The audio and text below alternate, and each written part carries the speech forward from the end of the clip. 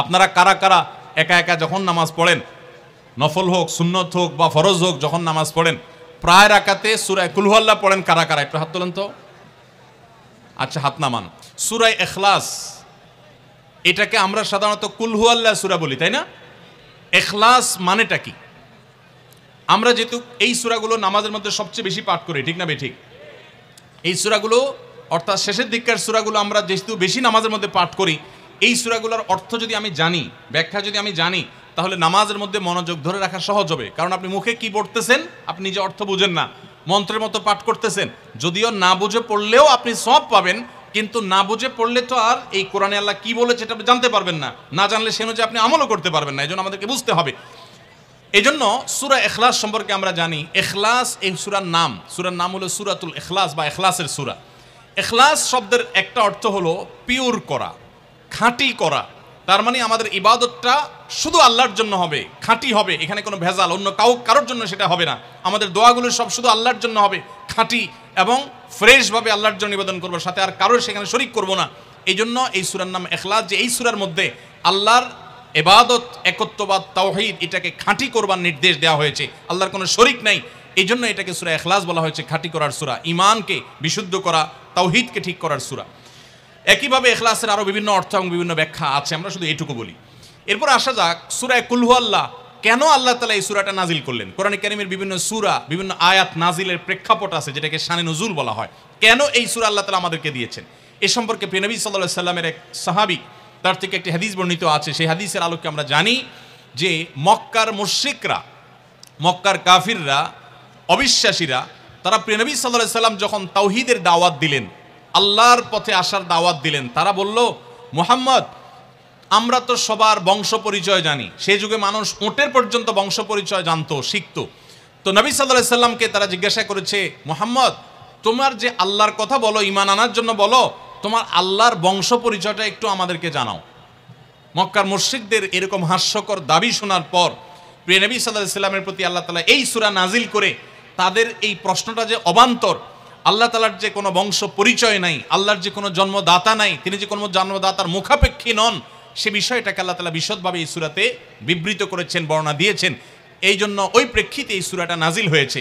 কোনো উলামায়ে কেরাম, কোনো মুফাসসিরগণ অবশ্য ভিন্ন আরও একাধিক কথাও বলেছেন, তবে এটি সবচেয়ে প্রসিদ্ধ এবং বেশিরভাগ মুফাসসিরদের মত এটি যে সূরা ইখলাস, কুল হুয়াল্লাহ সূরা নাজিল হয়েছে মক্কার মুশরিকরা প্রিয় নবী সাল্লাল্লাহু আলাইহি সাল্লামের কাছে আল্লাহর বংশ পরিচয় জানতে চাওয়ার মতো মূর্খতাসুলভ প্রশ্ন করেছে।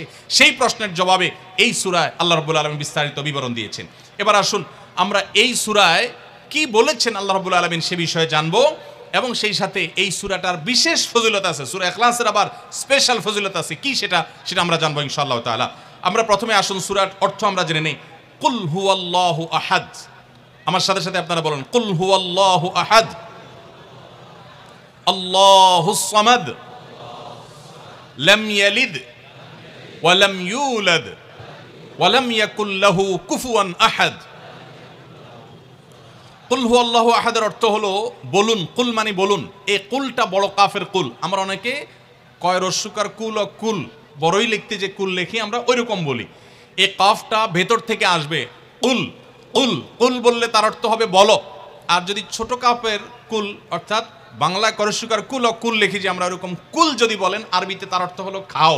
একটা হলো বলো, আরেকটা হলো খাও। অর্থের মধ্যে বেশ কম আছে না নাই? অনেক বেশ কম। কোথায় খাওয়া আর কোথায় বলা। এই জন্য এই কফটাকে একটু শুদ্ধ করার চেষ্টা করতে হবে। কুল ভিতর থেকে, কুল কুল হুয়াল্লাহু আহাদ। এর অর্থ কি? কুল মানে বলুন। আল্লাহ তাআলা তার রাসূলকে বলছেন, হে রাসূল, আপনার ভেতরে যে বিশ্বাস আছে তাওহীদের প্রতি, সেই বিশ্বাসকে প্রকাশ করে বলুন, হুয়াল্লাহু, হুয়া মানে তিনি, আল্লাহ মানে তো আল্লাহ, বলুন যে তিনি আল্লাহ, আহাদ মানে একক, অদ্বিতীয়, তার কোনো শরিক নাই, তার কোনো অংশীদার নাই, তিনি একক। বংশ পরিচয়ে তার থাকার প্রশ্নই ওঠে না। যিনি একক, যিনি অদ্বিতীয়, যার কোনো শরিক নাই এবং যার কোনো পার্টনার নাই, যার কোনো ফ্যামিলির সদস্য নাই, যিনি একক, তার বংশ পরিচয় জানতে চাওয়া এটা মূর্খতা এবং অজ্ঞানতা। এই জন্য আল্লাহ রাব্বুল আলামিন জানিয়েছেন, কুল হুয়াল্লাহু আহাদ, বলে দিন তিনি আল্লাহ, যিনি একক।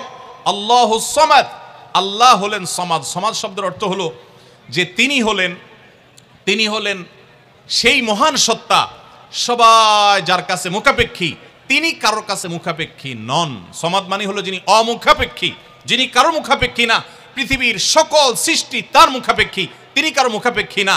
যেহেতু তিনি কারো মুখাপেক্ষী না, অতএব তার বাপেরও প্রয়োজন নাই, তার মায়েরও প্রয়োজন নাই, তার সন্তানের প্রয়োজন নাই, বন্ধুর প্রয়োজন নেই, তার কারোর কোনো প্রয়োজন নেই। সবার তাকে প্রয়োজন, কিন্তু তিনি কারোর কাছে মুখাপেক্ষী নন। আল্লাহুস সামাদ লাম ইয়ালিদ ওয়া লাম ইউলাদ, যেহেতু তিনি কারো মুখাপেক্ষী নন, এজন্য তিনি কাউকে জন্ম দেননি।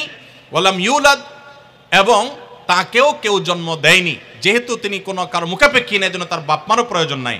আমরা দুনিয়াতে আসার জন্য বাপমার মুখাপেক্ষী, বাপমা ছাড়া আসতে পারি না। যেহেতু আল্লাহ কারো মুখাপেক্ষী নন, এজন্য তার কোনো জন্মদাতার প্রয়োজন হয়নি। ওয়া লাম ইউলাদ, এবং তিনি কাউকে জন্ম দেননি। কারণ আমাদের সন্তান সন্ততি জন্ম দিতে হয় আমাদের প্রয়োজনে, কারণ আমার বংশধারা ধরে রাখতে হবে, আমার নামটা ধরে রাখতে হবে, আমার সম্পদ রক্ষণাবেক্ষণ করতে হবে, বৃদ্ধকালে আমাকে দেখাশোনা করতে হবে। এইসব কারণে আমাদের সন্তানের প্রয়োজন হয়। আল্লাহ তাআলা যেহেতু মুখাপেক্ষী নন কোনো কিছুর প্রতি, এই জন্য তার কাউকে জন্ম দিয়ে তার বংশটিকে রাখারও প্রয়োজন নাই, আবার তাকে কেউ জন্ম দেওয়ারও প্রয়োজন নাই। ওয়ালাম ইয়াকুল্লাহু কুফুয়ান আহাদ, আর তার কোনো সমকক্ষ নাই, তার সমান কেউ নাই, তার সাথে কোন প্রকার সাদৃশ্য হতে পারে এমন আর কেউ নাই। তিনি অদ্বিতীয়, তিনি একক। এই ছোট ছোট 4টি সূরায় আল্লাহ তাআলার 3টি গুণবাচক নাম আল্লাহ উল্লেখ করেছেন। আল্লাহর মূল নাম যেটা, সেটা উল্লেখ করেছেন আল্লাহ, তার জাতে পাকের নাম। আর এর পাশাপাশি আরো 2টি গুণবাচক নাম উল্লেখ করেছেন। এক হলো আহাদ, মানে একক, এটা আল্লাহর গুণবাচক নাম। আর একটা হলো সমাদ, এটাও আল্লাহর গুণবাচক নাম। এই নামগুলো আল্লাহ তাআলা উল্লেখ করেছেন। এই যে সূরাটা, সূরা ইখলাস আমরা জানলাম, এর অর্থ আমরা শুনলাম। এই সূরার ফজিলত কি? 3টা ফজিলত আপনারা শুনেন। 1 নম্বর, নবী করিম সাল্লাল্লাহু আলাইহি সাল্লাম বলেছেন, এই সূরা ইখলাস এটা হলো কোরআনে কারীমের 3 ভাগের 1 ভাগ। বলেন সুবহানাল্লাহ। সূরা ইখলাস বা কুল হুয়াল্লাহ সূরাটা হলো কোরআনে কারীমের কয় ভাগের 1 ভাগ? 3 ভাগের 1 ভাগ। 3 ভাগের 1 ভাগের মানে কি? এই সম্পর্কে কোন তাফসীরবিদগণ বলেছেন, এর মানে হলো গোটা কোরআনে আল্লাহ তাআলা মৌলিকভাবে 3টা বিষয়ের আলোচনা করেছেন। কয়টা বিষয়? এই পুরো কোরআন জুড়ে আল্লাহ তাআলা আলোচনা করেছেন কয়টা বিষয়ে? 3টা বিষয়। নাম্বার 1 তাওহীদ, একত্ববাদ, ঈমান সম্পর্কে। নাম্বার 2 আখবার, বিভিন্ন জাতি গোষ্ঠীর ইতিহাস আল্লাহ এখানে আলোচনা করেছেন। নাম্বার 3 এই কোরআন আল্লাহ তাআলা আলোচনা করেছেন আহকাম বা বিধিবিধান। ঈমানটা মানুষের, বিশ্বাসটা মানুষের সবচেয়ে গুরুত্বপূর্ণ। বিশ্বাস মানুষকে পরিচালনা করে, জন্য কোরআনে এটার আলোচনা সবচেয়ে বেশি। এরপর ইতিহাসের আলোচনা মানুষের অনেক বেশি প্রয়োজন শিক্ষা গ্রহণ করবার জন্য পূর্বের ঘটনাবলী থেকে, সেজন্য সেগুলোও আছে। আর 3 নম্বর বিধিবিধান, মানুষ কিভাবে চললে কোন দিকে গেলে লাভ হবে, কোথায় গেলে ক্ষতি হবে, সেই হালাল হারামের বিবরণ কোরআনে আছে। 3টা বিষয়ের আলোচনার মধ্যে একটা হলো তাওহীদ বা ঈমান। এই সূরা ইখলাস এমন একটা সূরা কোরআনের, এই একটা সূরাতে পুরা সূরার 4টা আয়াতের সবগুলো আয়াতে শুধু ঈমান সম্পর্কে, শুধু আল্লাহর জাত সম্পর্কে বলা আছে। বলেন সুবহানাল্লাহ। ভাইরা আমার, এই সূরা ইখলাস বা সূরা কুল হুয়াল্লাহ এটা কোরআনে কারীমের 3 ভাগের 1 ভাগ। এটার একটা ব্যাখ্যা। আরেকটা ব্যাখ্যা হলো, কোরআনে কারীম যদি কেউ পুরাটা পড়তে পারে, যে পরিমাণ সওয়াব সে লাভ করবে। শুধু কুল হুয়াল্লাহ সূরা যদি একবার পাঠ করে, কয়বার? একবার যদি পাঠ করে, কোরআনে কারীমের 3 ভাগের 1 ভাগ তেলাওয়াত করার সওয়াব আল্লাহ তাআলা ওই ব্যক্তিকে দান করেন। তাহলে যদি কেউ 3 বার পাঠ করে, তাহলে এখান থেকে বোঝা যায় যে আল্লাহ তাআলা তাকে পুরা কোরআন একবার তেলাওয়াতের সওয়াব দান করবেন। পুরা কোরআন কষ্ট করে তেলাওয়াত করলে সেটার যে মর্যাদা হবে সেটা অবশ্যই ভিন্নতর।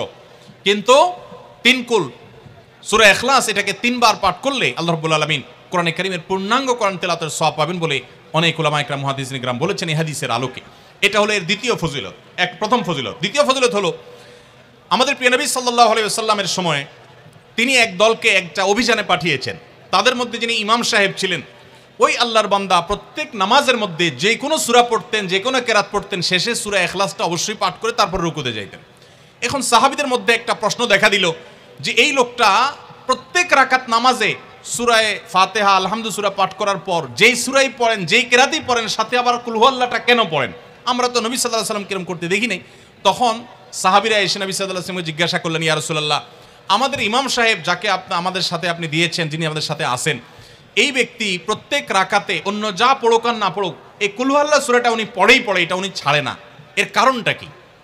তখন নবী সাল্লাল্লাহু আলাইহি ওয়াসাল্লাম জিজ্ঞাসা করলেন ওই ব্যক্তিকে যে তুমি কেন এই সূরা পাঠ করো? অবশ্যই অবধারিতভাবে সূরা ফাতিহা না প্রত্যেক রাকাতে ফিক্সড, অন্য কোনো সূরা তো ফিক্সড না, তুমি অন্য যাই পড়ো সাথে প্রত্যেক রাকাতে কুল হুয়াল্লাহ দিয়ে শেষ করে তারপর রুকুতে যাও কেন? তখন সে সাহাবী বললেন, ইয়া রাসূলুল্লাহ, আমি কেন পড়ি? কারণ কোরআনে কারিমে এই একটা সূরা, সূরা ইখলাস বা কুল হুয়াল্লাহ সূরাটা একমাত্র সূরা যেই সূরার শুরু থেকে শেষ পর্যন্ত সবগুলো আয়াতে শুধু আমার আল্লাহর কথা বলা আছে। কোরআনের অন্য কোনো সূরা এমন নাই যেই সূরার শুরু থেকে শেষ পর্যন্ত পুরো সাবজেক্ট আগার টু গোড়া পর্যন্ত সবগুলো বিষয় সবগুলো আয়াতে শুধুমাত্র আল্লাহর পরিচয় দেওয়া হয়েছে, এমন আরেকটা সূরা নেই। যেহেতু এখানে শুধু আল্লাহর কথাই বলা হয়েছে, এই জন্য এই সূরাকে আমার অনেক বেশি পছন্দ হয়, এই জন্য এই সূরাকে অনেক বেশি আমি ভালোবাসি। আমার আল্লাহর আলোচনা এখানে। অন্যান্য সূরাতে কোথাও ইতিহাস, কোথাও হালাল হারাম, কোথাও বিধিবিধান, কোথাও অন্যান্য আলোচনা আছে, কিন্তু এই সূরায় শুধু আমার আল্লাহর কথা বলা আছে। এই জন্য আল্লাহর মহব্বতে এই সূরাকে আমি অনেক ভালোবাসি, কুল হুয়াল্লাহ সূরাকে।